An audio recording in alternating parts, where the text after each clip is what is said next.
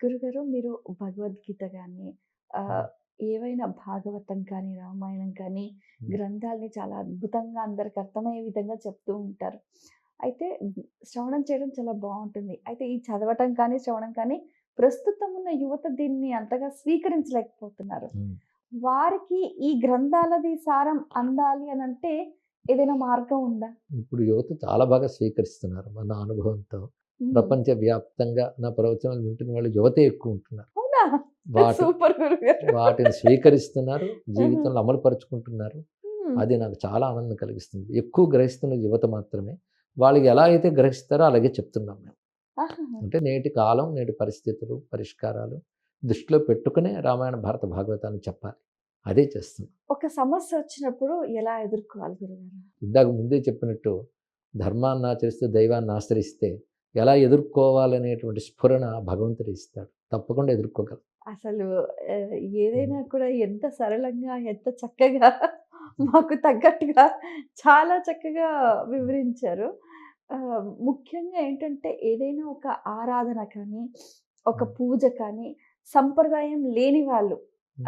చెయ్యొచ్చా అని దాన్ని ఏవైనా మళ్ళీ దోషాలొస్తాయా అని? ఏం లేదమ్మా భగవన్ నామస్మరణకి అందరూ అర్హులే. హ్మ్. ఏదో పెద్ద పెద్ద మంత్రాలు వాడి ఆ! జోలికెళ్ళాలంటే విధులు కావాలి గానీ, హ్మ్. భగవన్ నామంతో వాళ్ళకు తోచినట్లుగా ఎందుకంటే ఈ రోజుల్లో అందరికీ సులభం షోడశోపచార పూజ, హ్మ్. పంచోపచార పూజ. హ్మ్. అవి హాయిగా చేసుకోవచ్చు పవిత్రంగా. ఎవరైనా సులభంగా తరించే మార్గాలే మనకు వేశారు. పెద్ద పెద్ద పరుగుల జోలికి వెళ్ళకుండా సులభంగా చేసేగలిగేవే చేసుకోవడం మంచిది. చాలా గొప్ప వ్రతం గురుగారు. అనంత పద్మనాభ హ్మ్. స్వామి వ్రతం. క్లుప్తంగా దాని గురించి దానికి వివరించండి. సంప్రదాయంలో ఉండాలమ్మా. హ్మ్. కొత్తగా అది పాటించడానికి లేదు. ఆహా! పరంపరగా ఇంట్లో ఉంటే హ్మ్. దాని ప్రకారంగా ఆ వ్రతాన్ని పాటిస్తారు. ఆ సమయంలో కూడా తోర గ్రంథి ఆ! కడతారు. అది. ఆవిడ ఆ నియమంగా చేసే కుటుంబాలకు మాత్రమే అది పరిమితం. హుహు. అందరికీ కాదు. హుహు. హ్మ్. ఓకే. అంటే ఇప్పుడు పాండవులు 14 ఏళ్ళు చేసి వాళ్ళు హ్మ్. పోగొట్టుకున్న రాజ్యం తిరిగి పొందారని హ్మ్. అంటారు కదా! హ్మ్. అంటే నిత్య జీవితంలో ఎవరైనా వాళ్ళేదైనా పోగొట్టుకుంటే అది అంటే లభించుకోవడానికి ఈ వ్రతం చెయ్యొచ్చు గానీ, మరి దాని సరైన ఉపదేశంతో చేయాలి. ఒక్కసారి ప్రారంభిస్తే జీవితాంతం చేయాలి. వారి కుటుంబం కూడా కొనసాగించాలి. 14 సంవత్సరాలతో కాదా? 14 సంవత్సరాలతో వాళ్ళకి సిద్ధొచ్చిందని అర్థం. ఓహో! పైగా కథలు యందు అసలు పరమార్థం ఏంటంటే, చేసే వ్రతంపై శ్రద్ధ ఉత్పాదనం చేయడమే. అదేగాని కథ జరిగిందా లేదా అనేది మనం ఆలోచించనక్కర్లేదు. హ్మ్. అటువంటి వారు చేశారనగానే మనకు చెయ్యాలి అనే బుద్ధి కలుగుతుంది. అందుకోసం చెప్తారు కథ. హ్మ్. ఆహ్, కృష్ణాష్టమి సందర్భంగా హ్మ్. కృష్ణుడి బోధల్ని, కృష్ణుడి లీలల్ని కృష్ణుడు అనగానే అందరూ ఒక ప్రేమ 16,000 మంది గోపికలు మాత్రమే ఆ వైపే చూస్తారు. అంతే ఉందా కృష్ణుడి వైపు? అయ్యో! కృష్ణతత్వం అగాధం, అనంతం, సంపూర్ణం. ఆయన అర్థం చేసుకోవడం అంత తేలిక కాదు. హ్మ్. పైగా 16,000 గోపికలు కాదు. గోపికలకి సంఖ్యే లేదు. హుహు. అది నరకాసురుడి చేత బంధింపబడ్డ 16,000 మంది రాచకన్యలకి హ్మ్. భగవానుడు మోక్షం ఇస్తాడు. అంటే విడుదల చేస్తాడు. వాళ్ళు నువ్వే దిక్కని ఆశ్రయిస్తే వాళ్ళకి ఆశ్రయం ఇస్తాడు. అది. అంతేగాని 16 గోపికలు కాదు. గోపికా తత్వం చాలా అగాధం, అలౌకికం. అది లౌకికమైనది కాదు. హుహు. ఆ గోపికలు యోగినులు. అనేక జన్మల పుణ్యఫలంగా పరమాత్మను పొందడానికి ఆవిర్భవించిన వాళ్ళు. వాళ్ళకి సంఖ్య లేదు. నామరూపాల అభిమానం కూడా లేదు. అదొక ప్రత్యేక తత్వం. ఇక కృష్ణుడు ధర్మ ప్రతిష్టాపకుడు. మహాయోగీశ్వరుడు. పరిపూర్ణమైన అవతారం నారాయణుడిది.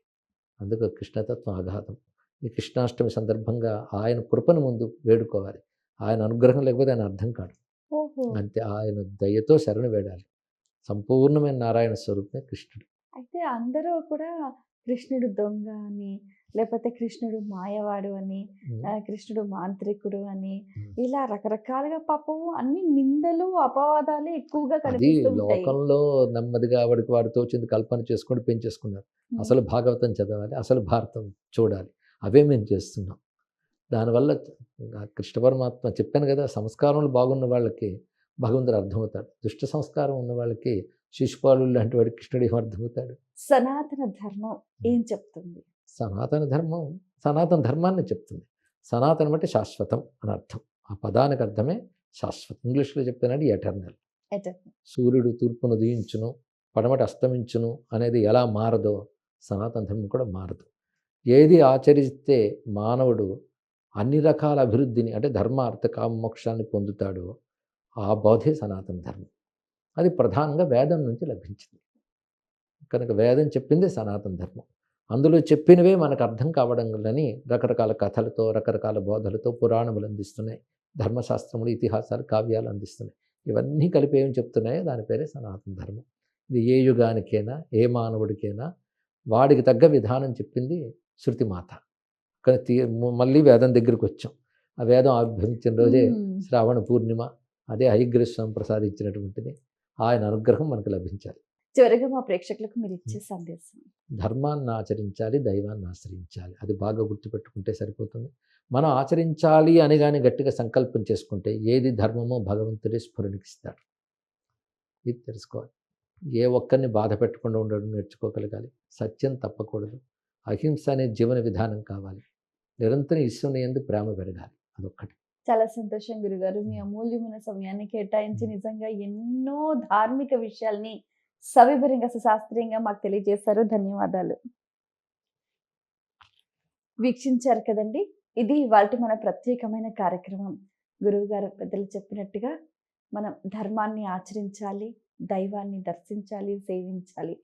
ఆ విధంగా మన జీవితాన్ని ధన్యం చేసుకునే ప్రయత్నం చేద్దాం. గురువుగారు చెప్పినట్టుగా ప్రతి ఒక్క విషయాన్ని మన నిత్య జీవితంలో ఆచరణాత్మకంగా మన వంతుగా ప్రయత్నం చేసి భగవత్ కృపను పొందే ప్రయత్నం చేద్దాం. మరో కార్యక్రమంలో మళ్ళీ కలుసుకుందాం. అంతవరకు సెలవు. నమస్కారం.